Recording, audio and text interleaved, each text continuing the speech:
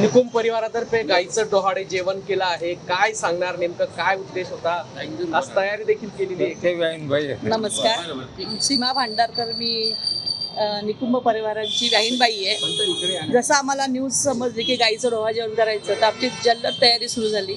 फुलांच्या माळा, तिच्या ओटीसाठी काय व्यवस्था करता येईल, आणि आम्ही तिचं संगोपन ह्या लोकांनी आम्ही घरासारखं केलं. म्हणजे एक सदस्य आपला, ती असं प्राणी म्हणून नाही, तर आम्ही एक आपला मेंबर घरातला, आणि पूर्णपणे तिला सजवणं, सकाळपासून आमची लगबग, कोणता पदार्थ, किती ताटं सजवायची, काय काय ओट्यांमध्ये आणायचं. बरेचसे लांबून आम्ही आमचे नातेवाईक पण बोलवले, धुळे, जळगाव, मालेगाव, आम्ही मुंबईहून आलो आहे. तर बरेच पाहुणे आलेत, म्हणजे 250-300 लोक बघून आम्हाला खूप आनंद झाला. आणि अशाच प्रकारे सगळ्यांनी प्राणीमात्रावर प्रेम करा, आपल्या मेंबरांप्रमाणे त्यांना प्रेम द्या.